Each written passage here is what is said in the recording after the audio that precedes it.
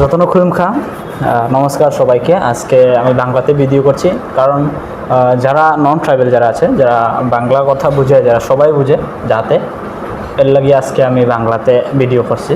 তো আজকে আমরা জানবো যে বর্তমানে যে আমরা সোশ্যাল মিডিয়ায় প্রায় দেখতে পাই যে মেঘালয়ে, যে আসাম আর মেঘালয় নিয়ে বর্তমানে প্রচুর যে পরিস্থিতি, খারাপ পরিস্থিতি দেখা যায়। তো এটা লই আজকে আমরা আলোচনা করব। বর্তমানে আমার এটিপি নিউজের যে আজকের আলোচনায় আমাদের অতিথি হিসাবে আছে আমাদের তুতন দাস দাদা। ওনার সাথে আজকে আলোচনা করব। উনি শিলচর শহরের কলেজ রোডের বাসিন্দা। ওনার সাথে বিস্তারিতভাবে জানবো যে মেঘালয় যে এরকম যে পরিস্থিতি শুরু হয়েছে, সেই পরিস্থিতিটা কীরকম মানে শুরু হয়েছিল, এটা শুরুয়াত কীরকম হয়েছিল বা কিতার লইয়া এটা সমস্যাটা শুরু হয়েছিল, এটা একটু আপনি আমাদের প্রিয় দর্শক বা আমাদের ভিউয়ার্সদেরকে একটু বিস্তারিতভাবে আর কি। আমি যতটুকু জানি, আসাম এবং মেঘালয়ের এই ডিসপিউট 1951 থেকে 1972 ওই সীমান্ত নিয়ে, একটা সীমা নিয়ে ওটা ডিসপিউট ছিল। আচ্ছা, ওটা টোটাল 885 কিলোমিটার ডিসপিউট। ওটা 12টা এলাকা নিয়ে ডিসপিউট ছিল টোটাল। তো ডিসপিউটটা এখনও শেষ হয়নি। আসাম এবং মেঘালয় গভর্নমেন্টের মধ্যে এই ডিসপিউটটা এখনও রয়েছে। ওই সীমান্ত যেটা আছে, সীমান্তটা এটা মানে টোটাল ওই ক্লিয়ারেন্সটা হয়নি আসাম এবং মেঘালয়ের মধ্যে। এটা নিয়ে কিছুদিন পর পর ওই আসাম এবং মেঘালয়ের তরফ থেকে মেঘালয় খাসি স্টুডেন্ট ইউনিয়ন KSU ওরা প্রতিবাদ করে। তাই এইবার ওই প্রতিবাদ করেছিল। ওই র্যালি, বাইক র্যালি শুরু হয়ে গিয়েছিল ওদের। বাইক র্যালি করতে গিয়ে ওই 19 অগাস্টে যেগুলা যানবাহন ছিল, কিছু গুয়াহাটি থেকে, ওই আসাম থেকে, এদিকে ত্রিপুরা থেকেও অনেকগুলো গাড়ি, বা গুয়াহাটি থেকে অনেকগুলো গাড়ি ত্রিপুরা, শিলচর এইদিকে এসেছিলো। তো গাড়িগুলো আটকিয়ে ওরা ওই গাড়ি ভাঙচুর করে, গাড়ি প্যাসেঞ্জারকে হ্যারাসমেন্ট করে। ওইগুলো আমার মতো ওইগুলো ঠিক নয়।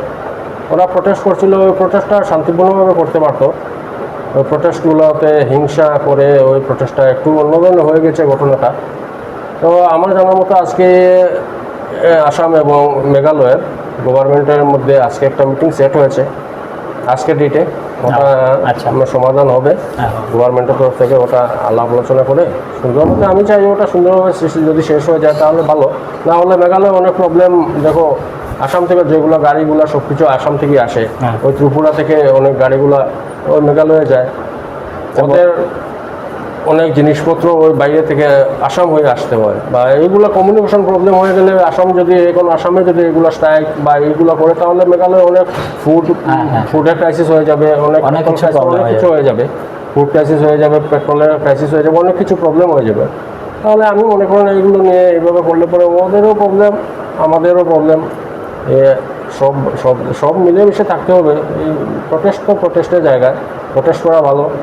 এই প্রটেস্টটা হয়েছে ওই কিছু বাংলাদেশ থেকে আগত মানুষ, ওই মেঘালয়ে বেশিরভাগই, ওই মেঘালয়ে বাংলাদেশ থেকে এসে, ওই তো বর্ডার এরিয়া, বাংলাদেশ এবং মেঘালয়ের বর্ডার এরিয়া।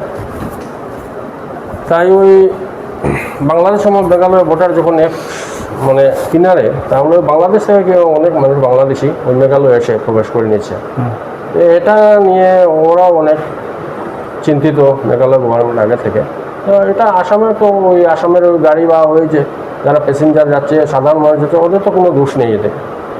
তা ওদেরকে এইভাবে হ্যারাসমেন্ট করাটা ঠিক নয়। গাড়িগুলো ভাঙচুর করা, মানে সম্পত্তি নষ্ট করা, মানে এটার মধ্যে আমরা ক্লিয়ারলি দেখতে পাই, মানে যে এই যে পরিস্থিতিটা যেটা হয়েছে, এটা আসাম আর মেঘালয়ের মধ্যে বলা যায় না, বলা যায় এটা আসাম আর মেঘালয়ের মধ্যে।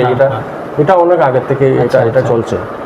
এটা ওরা দাবি, আসাম গভর্নমেন্টের কাছে ওদের দাবি, ওই যেটা ল্যান্ড ডিসপিউট যেটা, ওটা সলভ করার জন্য।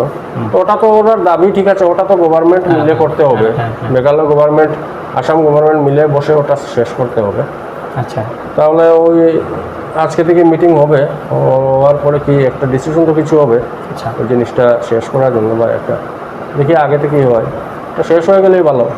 ওই ইন্ডিয়া বাংলাদেশের অনেক বর্ডার ডিসপিউট ছিল আগে, ঠিক ওরাও শেষ করেছে। ইন্ডিয়া আর বাংলাদেশের বর্ডারে ওরা বিভাজন করে কিছু ইন্ডিয়াকে দিয়েছে, বাংলাদেশকে কিছু ইন্ডিয়া দিয়েছে এরিয়া। ওইভাবে মানে একটা করতে হবে ল্যান্ড, এটাকে না করলে পরে কয়েকদিন পরে একটা প্রবলেম হবে। তো প্রিয় দর্শক, আপনারা হয়তো বা ক্লিয়ারলি বুঝতে পারছেন যে ক্লিয়ারলি আজকে যতটুকু সম্ভব আমরা একটু তুলে ধরলাম যে মেঘালয়ের পরিস্থিতিটাকে নিয়ে যেটা যে বর্তমানে অনেক খারাপ দেখা গেছে।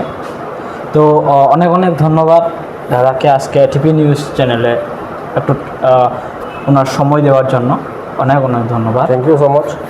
তো প্রিয় দর্শক, আজকের ভিডিও এটাই রইল। আপনাদের সাথে দেখা হবে আবার নেক্সট ভিডিওতে।